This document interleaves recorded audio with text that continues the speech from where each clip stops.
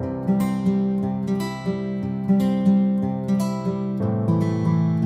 YouTube, before we get into it, make sure to like and subscribe and comment right now. Today we're playing Choices, The Freshman, Book 3, Chapter 10, titled Caught in the Middle. A few days later, you meet with Professor Atiyah to discuss your progress on Professor Vasquez's book. Good afternoon, Cinnamon. Come in and make yourself comfortable. You shut the door and take a seat in front of Atiyah's desk. So I read your latest chapters. You didn't like them? I was going to ask if you're doing okay. It seems like you've been under a lot of stress lately. Actually, things have been really hard. Caitlin and I promised to work on our issues, but I can't stop worrying.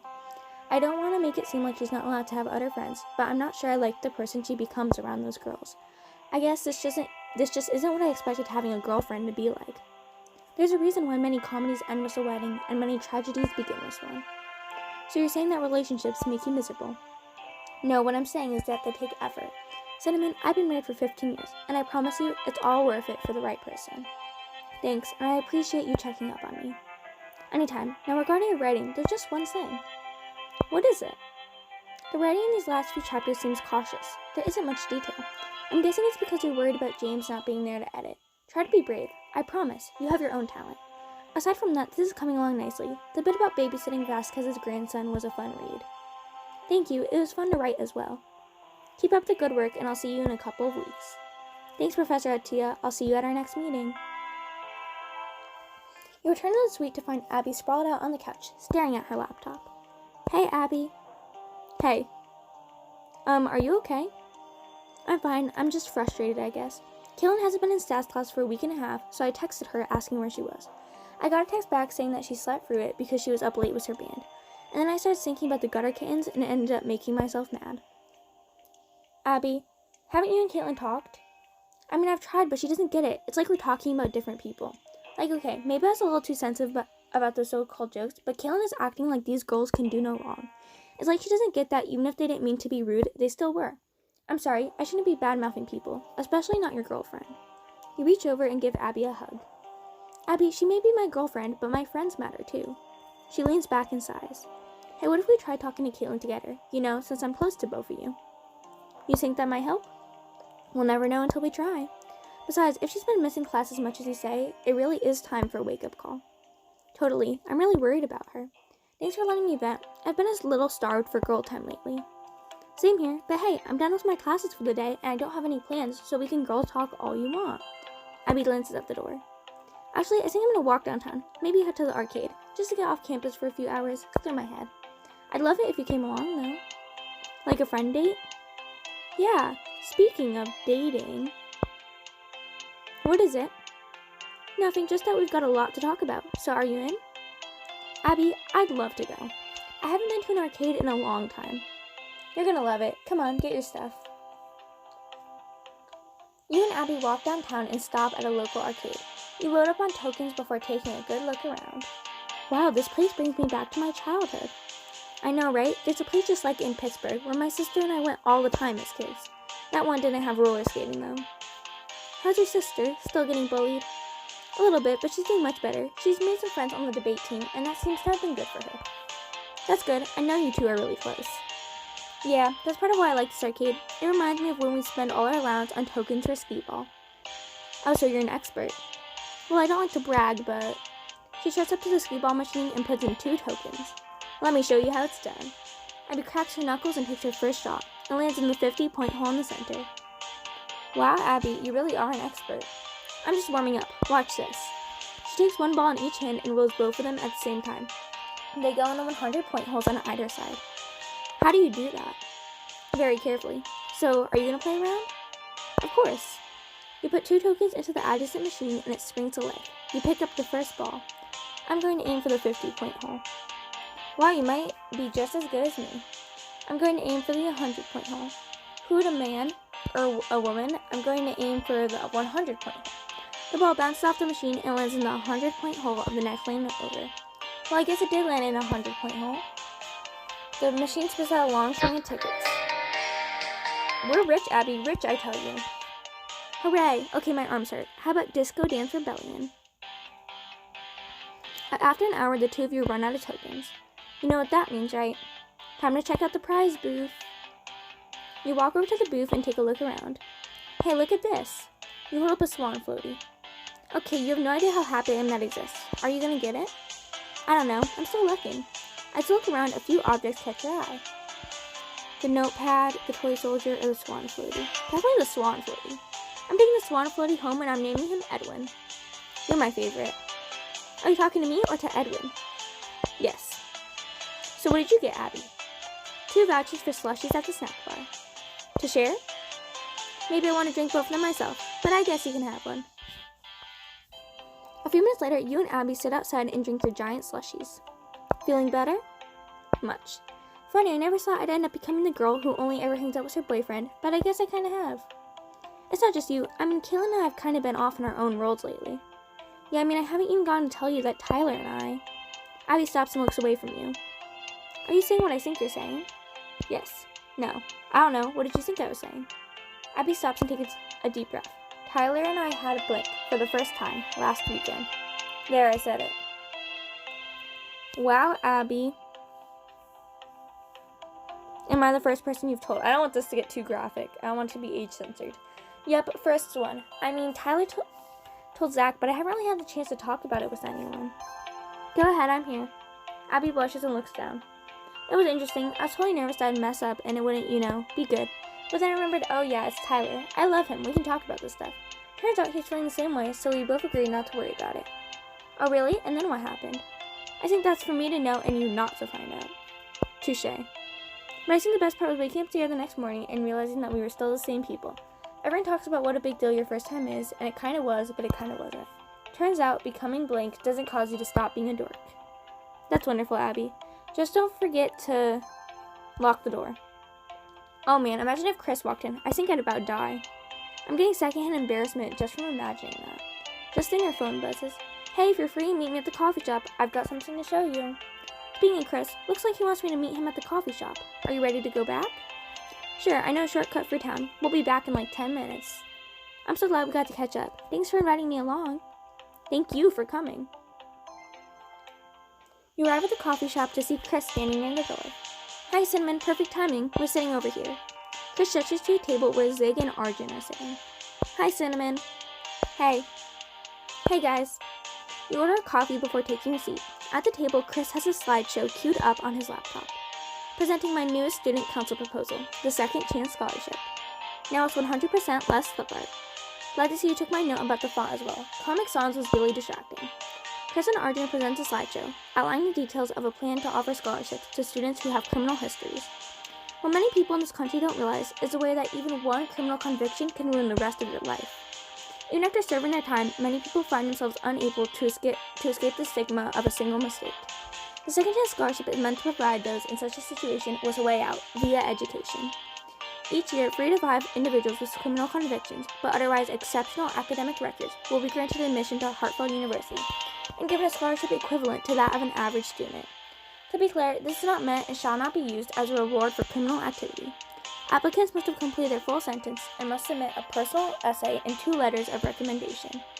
Recipients will also be required to meet with their counselor regularly to make sure that they are adjusting to college life. Chris and Arjun continue outlining the details of the proposal and how it could be implemented. Finally, they turn to you and Zig. So, any thoughts? Yeah. Have I mentioned you're my hero? Chris shakes his head at you but smiles. I'm honored, but flattery isn't going to get this measure past Cinnamon. Relax, Chris. It's good to hear she likes the plan. Okay, any other questions? Yeah. Are you out of your minds? No. Zig, I thought you of all people would appreciate our efforts. Chris told me you were the one who inspired him in the first place. Look, boys, you're wasting your time. No one cares about this kind of thing, and even if they did, I don't need your pity. Our pity? Maybe you don't think I'm as successful as you, but I'm doing just fine without a college degree. And I certainly don't need you to make a program for me. For you, this program is for anyone with a criminal record who served their time. Then why show me? Oh, I get it. You want me to tell you you're such great people for doing this. Zig storms out without another word. You, Chris, and Arjun sit there, looking at each other. Well, that didn't go as expected. Look, Zig was out of line. Your plan's great. Maybe Zig can't see that, but I can. I appreciate the sentiment, but there's no way the motion is going to pass now. Why, just because Zig didn't like it? We're going to ask Zig to help us present it. Serve as a familiar face. Make it clear that this isn't just a Chris-specific thing. We hope that using a personal first-hand account would make people more sympathetic to the cause, so that this could really change lives. So this isn't just about helping him, then? Of course not. I mean, if it helps him, great, but it's not just about him. So are you going to talk to him? I don't think so. Even if I could get him to listen, I doubt I could convince him to help me. Although, maybe you could. Huh? I guess you could say he's got respect for me. I've been getting to know him, and I know he's a little intense, but he seems to trust me. If anyone's going to be able to persuade Zig to help us, it's Cinnamon. I don't know about that, but I'll give it a try. Be back in a minute. You find Zig on the sidewalk just outside of the coffee shop, smoking a cigarette. So they sent you out here to talk to me? Of course they did. Zig. Yelling and storming out was uncalled for. They were trying to do something good, and you just put them down and left. I need to smoke. He takes another puff. You snatch a cigarette out of his hand. Hey! Zig, listen to me. Fine, just give that back. I need a smoke. He holds out the cigarette. He takes it back and puts it to his lips. Okay, Cinnamon, what? Chris and Arjun were going to ask you to help them move the proposal forward. Why? So I'd get disappointed when it failed. Just the opposite. They thought that if you were involved, they might stand a chance. Chris said that if you could show that there are real people who could benefit from the scholarship, people might start to care. Well, they'd be absolutely wrong. No one cares about me. Heck, I hardly care about me. But Zig, I care about you. Zig drops his cigarette and crushes it under his shoe, then turns to you. This is really important to you, isn't it? It is, Zig. Fine, I'm in. Because of me? Look, I have every reason to think it's a fool's errand, but if you believe in it, so do I. Let's get back inside. Smoke breaks over, and I've got a motion to save. I can't believe it. You came back. Yeah, and I'll help you out with the scholarship motion. I guess you know I can't say no to a pretty girl. Welcome aboard. So I don't know how much Cinnamon told you about what we're planning, but we were thinking that you should come to the meeting with us today. Today? Do I have to, speak or something? If you want to. You can also just observe if you want. Get a feel for what student council is like. Cool. So when do we go? Well, the meeting starts in half an hour, so I'm thinking we might as well go now. You go ahead. I'll be there in a minute. Arjun nods, and he and Zig exit the coffee shop, leaving you alone with Chris. Cinnamon, thank you so much for talking to Zig. You really saved us there. Anytime, but do you really think he's going to be able to change anything? I do. I have to. I mean, we've got the slideshow and stuff, so it's not like he's our entire strategy, but I really think Zig could be a game changer. Plus, Sebastian's terrified of him. As he should be. I know it's a gamble, but I'm running out of other options. I'm proud of you, Chris. You're showing the world that you won't give up without a fight. I just want to make sure my presidency means something. But thanks. The two of you stand and start to pack your things. I also meant to ask if you had plans before Caitlin's concert tomorrow. No, why? Well, it feels like we've barely seen each other lately, and I've had an itch to play mini golf. Sounds perfect. I thought you might say that. I'd better get to my meeting. I'll talk to you later. Chris gives you a hug and leaves. You start packing up to leave when Caitlin comes in with Rachel. Hey, Caitlin. Hi, Cinnamon. Caitlin looks nervously at Rachel for a moment, but then hurries over to you and greets you with a kiss. What do I do? Kiss back. How's your day been? Not bad. What have you been up to? Getting ready for my gig tomorrow, making decisions about the set list, that sort of thing. Yeah, I guess the preparation has been taking up a lot of your time. But it's going to be so worth it. I can't wait for you to hear the new song we've been working on. Me neither. Hey, are you going to be back at the suite tonight? I mean, I've got a dress rehearsal, but I'll be by at some point. Awesome, we've been missing you. Caitlin looks over her shoulder and sees Rachel standing near the front of the line, tapping her foot. Yeah, I know. Kate, come on. I should go. I'll see you tonight, though. You watch Caitlin walk over to Rachel before you head out the door. Caitlin is really starting to annoy me. That night, you and Abby wait in the living room for Caitlin to come home. She paces back and forth. Do you think she's even going to show up tonight? She said she would. Well, it's 10 p.m. Yeah, but that's one of the things we're here to talk about. Yeah, I just hope it'll actually make a difference. Oh man, I can't wait for this confrontation to be over. He glanced out the window. Well, lucky for you, it looks like she's on her way up. It'll be fine, Abby. Caitlin's your friend. Right. The door swings open and Caitlin enters. Hey. Caitlin, we need to talk. Look, I really don't have time for this. I'm just here to take a shower and then I need to go. So can this wait? No, it really can't. Please, Caitlin, we're worried about you. Abby says you haven't been to statistics in over a week.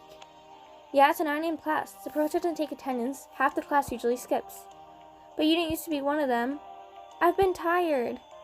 You wouldn't be if you weren't out all night with your band. Who do you think you are, my mother? Don't tell me what to do. Well, excuse me, I didn't realize that being concerned for someone who I thought was my friend was a bad thing. I never... Okay, look. You both need to calm down. This is supposed to be a talk, not a fight. Both of you need to cool it. Both of them take a few deep breaths. You know what? I can't do this now. I'm too mad. Okay, fine. Can I go take a shower now? Sure, whatever. Just go. Thanks. She pushes past Abby and makes her way to the bathroom in a huff, slamming the door behind her. You turn to Abby, but she's already headed for her room. Thanks for trying, but I think I just need to sleep in this. And I don't think I'm going to Caitlin's concert tomorrow. But Abby shuts the door to her room, leaving you alone. Will Caitlin and Abby be able to reconcile, or will the suite be torn apart? And will the second chance scholarship succeed? Keep playing to find out. Chapter 11, Rock and Roll Heartfelt. You sit in your dorm room waiting for James to Skype you from LA. What's taking so long? He was supposed to call 20 minutes ago. You sigh and open up the document window with Vasquez's book again. Your fingers hover over the keyboard. Okay, let's see. She was trapped, caught in between two friends who... Suddenly the video call window pops up on your screen and your computer starts ringing. Finally! You click on the answer call button and James' face appears in the window. Hey, Cinnamon. Hey, you finally called. I've been looking forward to this all day. It's so good to hear a familiar voice. I had have thought you'd be too busy to miss me yet. It looks like they set you up in a pretty nice spot. This is only temporary until I can find a place. Yasmin's been helping me out with the hunt, which is great. I feel like I haven't left my computer in days. Sounds like you could use a little distraction. How's LA treating you so far?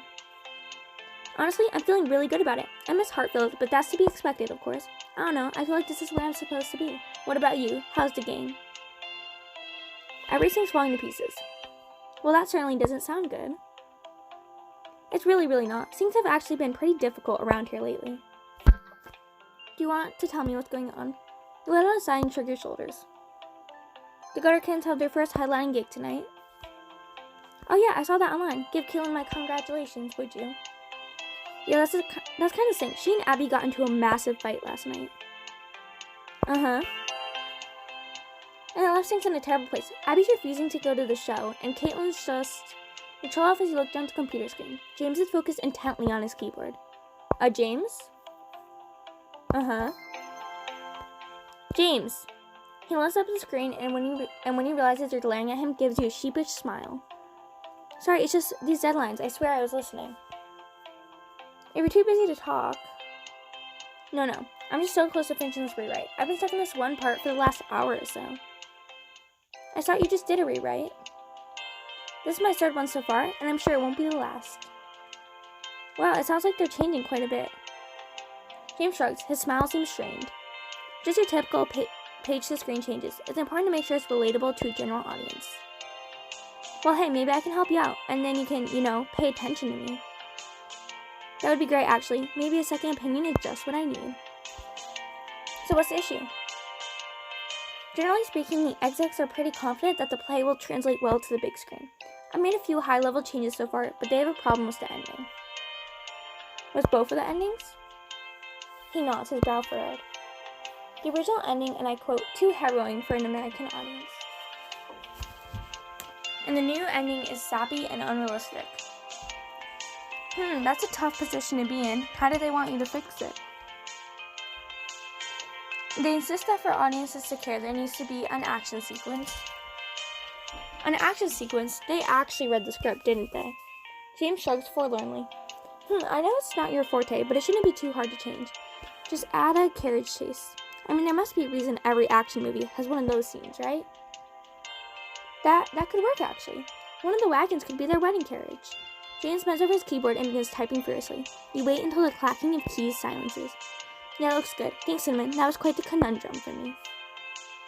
Anything I need to help. Now focus, please. I could really use some advice on what to do about this whole Caitlin Abby thing. Of course. Okay, run it by me one more time. You sigh and stare up at the ceiling, filling him in again from the beginning. It's not just Abby. Caitlin's out all the time, and when she is here, it's like she's a whole different person. I mean, she's my girlfriend, and even I feel like I can't talk to her anymore. That's all of it. I guess I've just been feeling really stuck lately. What do you think I should do? There's no response. When he glanced back at the screen, James is staring at his keyboard again. Seriously? He begins to say something, but there's no sound. Then his microphone clicks on. I'm so sorry. It's just you gave me such a great idea for the new ending. I had to strike while the inspiration was there. It's not so much that you're working as it is that you muted the microphone so that I wouldn't hear you working. I didn't want to interrupt your story. Cinnamon, you know I want to hear about everything that's going on with you. It's just this deadline.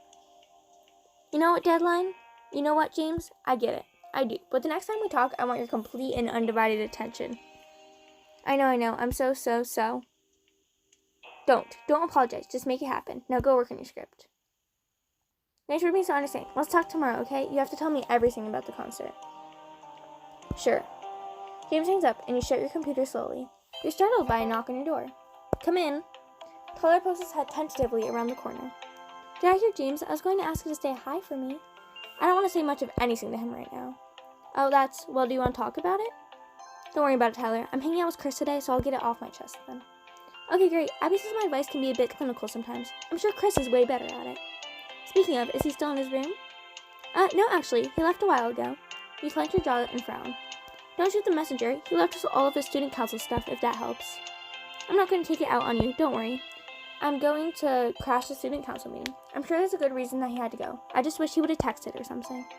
He ran out of here really fast. It had to be an emergency or something. Sure. You grab your bag and head out of the suite. As you approach the student council meeting room, you hear loud voices coming from his side. You step quietly into the room. He's trying to turn the school into a mockery. I've said so since his first campaign speech. We're trying to improve the school by opening its doors to people who actually want to learn. Think about the number of people who want to go to school but can't because of a mistake they made a long time ago. Oh, here we go again with that old sob story. We get it. You're a troubled child and you made something of yourself by throwing a ball around a field. Like I said before, this isn't about me. What we're proposing is very different from a sports scholarship. This is about creating opportunities for people who are cast aside otherwise. What would be in the school's best interest would be cutting all the scholarships. Sebastian, even you have to admit that's insane. There's no way Dean Stafford would allow it. It's actually quite reasonable. This school hands out scholarships like candy at a pediatrician's office. In fact, as a countermeasure to Chris's proposal, I propose we cut all scholarships that aren't based around academic merit. The school will save millions and we trim the fat, so to speak. Gentlemen, please, let's keep things professional, shall we? We both make some wonderful points, but clearly we're not getting anywhere today. Let's reconvene in a few days, The committee starts to gather their things and head for the door. Arjun gives Chris a commiserating pat on the back before heading out. We walk toward Chris, but Professor Atia pulls him aside. Listen, Christopher, we all know that Sebastian's, well, he's quite a character, but I do think your idea has real merit. Really? So we can go through with it? Unfortunately, it's much too large of a monetary allocation for my approval alone, especially without the treasurer's go-ahead. Chris's face falls and Professor Atia pats him on the shoulder. However, the dean has final say in matters like this. Put together a compelling presentation, and I'll see about setting up a meeting with Dean Stafford. Thank you, Professor. You won't regret it, I promise. Professor T smiles at him and nods to you as she walks away. Cinnamon, did you hear that? This could actually work. Wait, what are you doing here? Me? I came to support you. Seems like Sebastian's making things difficult, as usual. Normally, it would make me miserable, but if the dean can bypass his veto... Chris trails off and stares at you guiltily. Shoot, we had plans, didn't we? Oh man, Cinnamon, I'm so sorry I forgot. Atia called early this morning, and this was the only time she had all week to hear the proposal. I see that. Sebastian's really a pain. Don't worry, I get it. You don't think Sebastian was serious, do you? About cutting all the scholarships? Honestly, who knows with that guy? He probably said it just to make me mad, but... At least with Professor Atia's support, I have another shot. Now I've just got to nail this presentation. I'm sure you will, Chris. Why don't we talk about it over coffee, since we were supposed to hang out today? Chris goes to collect his papers from the podium. I'd really love to, but with this new wrench in the machine, I need to get to work right away. Are you sure? I don't mind helping. Chris smiles at you, stacking his papers and tucking them under his arm. I want to say yes, but I'm trying really hard to buckle down this quarter and get stuff done. Not saying that you're not or anything, I really can't have any distractions right now. That's probably a good idea, I guess. You're really serious about all this. Chris begins to head for the door and you follow after him. But we'll have plenty of time to hang out at the Gutter Kids gig tonight, right? Of course, I wouldn't miss it for the world. Chris gives you a wave before hurrying down the hall. I'll see you tonight. You watch him walk away and then slowly head back to his suite. When you arrive, you see Zach sitting on the couch. He's hunched over his homework, but looks up and grins when you walk in. Oh good, a distraction. He shoves his books away and rests his chin on his hand. I swear I've been rereading the same sentence for an hour. Sit, sit, sit. Instead of walking to the couch, you pull out a seat in the table and plop down into it. Zach joins you and frowns. Okay, what's wrong? You mean besides everything? Still upset about Abby and Caitlin's showdown last night? Well, yeah, how could you not be? They're friends and they're fighting over something stupid. They'll get over it. Yeah, I hope you're right. I guess I've just been feeling not myself. I'm used to being, I don't know, the fixer. I fix people's problems. I feel like I'm watching everything play out around me and there's nothing I can do about it. You rest your head on the table and Zach pats your shoulder sympathetically. Well, I wouldn't call myself a fixer, but I vow to stop at nothing until you feel like you again. Aw, Zach, you're the best. Zach reaches over and gives you a one-armed hug. I know. And hey, you know what would cheer you up? Getting in that mosh pit tonight and letting all of those frustrations out. You groan. Oh, don't remind me. Do I have to go? Duh. Come on, it'll be great. You have to support Caitlin, and you'll finally get to hang out with Chris. But most importantly, you need a break from beating yourself up. You know what? You're right. I can't spend all my time wallowing. That's the spirit. Plus, you might get a chance to fix some problems. What do you mean? Well, once Caitlin's all high on stage energy, it might be easier to get her to make up with Abby. And we'll have another opportunity to make a good impression on Caitlin's bandmates, since last time didn't go so great. Yeah, and we get to have a lot of fun in the process. I'm loving that attitude. Okay, let's get you ready. Ready? What's wrong with what I'm wearing? Well, there's nothing wrong with it, it's just... You want to show Caitlin we can keep up with her new pals, right? Well, you think a change of clothes is going to help us that? It might, and even if it doesn't, you might as well dress the part for a punk show. What about you? Are you getting all dressed up? Me, please. I swore off letter after the pleather pants incident of senior year. Okay, I definitely have to remember to ask about that later. But I think I'm good as is. I was just going to wear this to the show. Do you think it'll be a problem? Zach eyes your outfit and shrugs. You may not exactly stand out, but you still look great. And that's good enough for me. In that case, should we head out? We might have time to catch Caitlin before the gutter kittens go on. As you get ready to leave, Abby comes out of her room and stands in the hallway with her arms folded. So you two are still going to the show then? Abby, I know you're still upset, but this is a big deal for Caitlin. Can't you just let it go? Why should I? Caitlin obviously doesn't care. Abby, be the bigger person. Just because Caitlin's taking the low road in this one doesn't mean you have to. But she's being such a jerk. I know, but she's probably just trying to look cool in front of her new friends. Eventually she'll realize that she doesn't have to leave her old friends behind to do that. Abby sighs and bites her lip. I just wish you could see that I'm worried about her. Hey, we all know that fight was coming from a place of love. She'll have to see it too at some point. And what better way to show it than by coming to support her tonight? If you won't do it for Caitlin, then do it for us, please? Well, alright, fine. I'll do it for you guys. That's the kind of resignation I like to hear. You grab your things and leave the suite, heading for the concert venue in Northbridge. When you arrive, you see Tyler waiting outside the venue by himself. Oh good, you guys are finally here. D&D got out early, and I was trying to worry I have to go in there by myself. Abby walks over and wraps her arms around Tyler's waist. He kisses the top of her head. You're here. I thought you were too mad to come. Oh, I'm still mad, but Zach and Cinnamon convinced me to come out anyway. Maybe tonight's the night Caitlin and I make up.